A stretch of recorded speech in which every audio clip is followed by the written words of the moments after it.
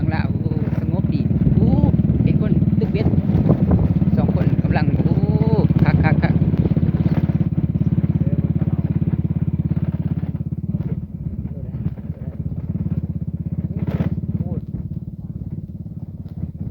จอมเหลี่ยมมันนะว่า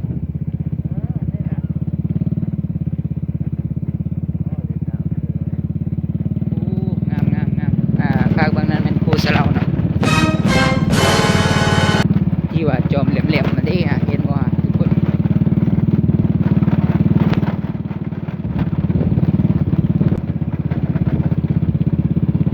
อันนั้นกลัวเนาะกลัวที่เขาเฮ็ดไม้กลัวไม้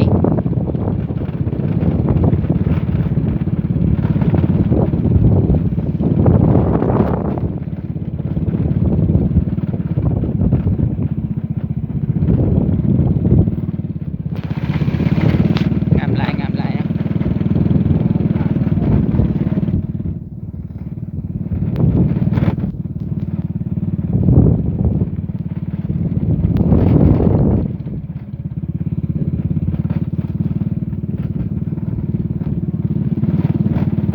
คนก็มาลิ้นหลายนี่เนาะเนี่ยตอนค่ำๆเนี่ยน่าสิหลายกว่านี้นะ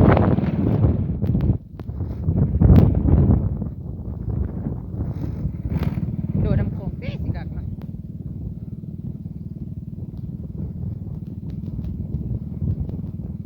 บ้านคอยมีแต่น้ำซีบ่มีน้ำโขงเป็นตะย่านหลายน้ำโขงไปเฮาสิพาไปเข้าครัวเนาะเข้าครัวเลยขี่เข้าครัวเลยรถส้มเลาะเบิ่งเลยเนาะไปเลย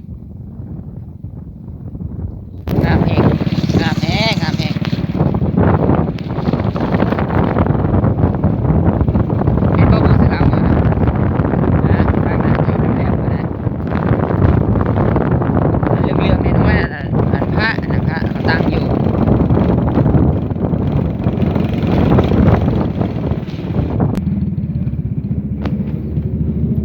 ตอนนี้เราเห็นแคทพันกับS1000เนาะเบิ่งเอาเนาะทุกคนขนาดเนาะ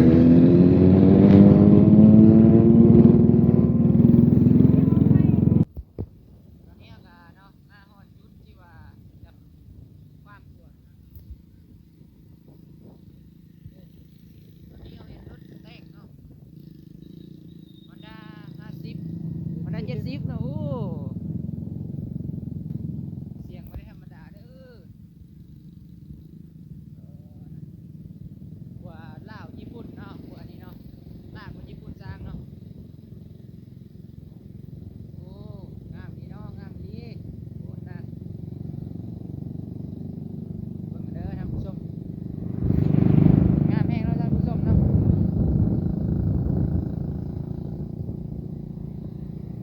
ดินแดน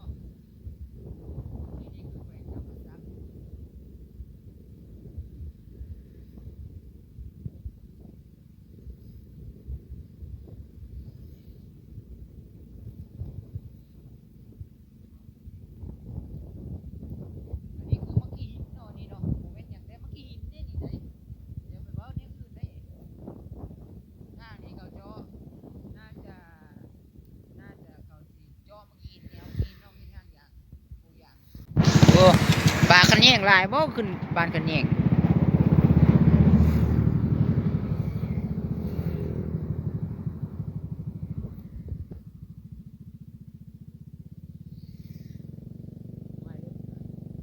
มาชนเด้อเว้ย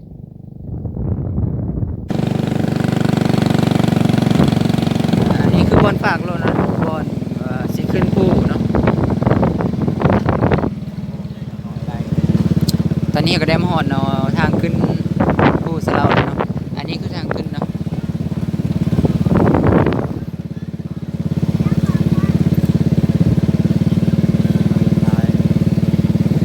สูงแห้งบักไก่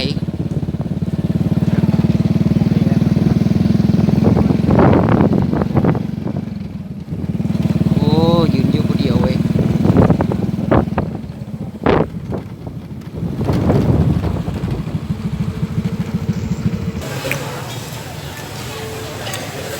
ตอนสุดท้ายเราก็มาจบที่บุฟเฟ่ทะเลเนาะ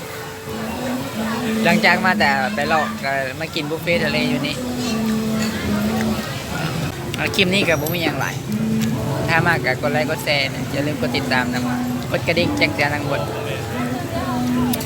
อย่าลืมกดเด้อเพื่อเป็นกำลังใจคลิปใหม่ๆ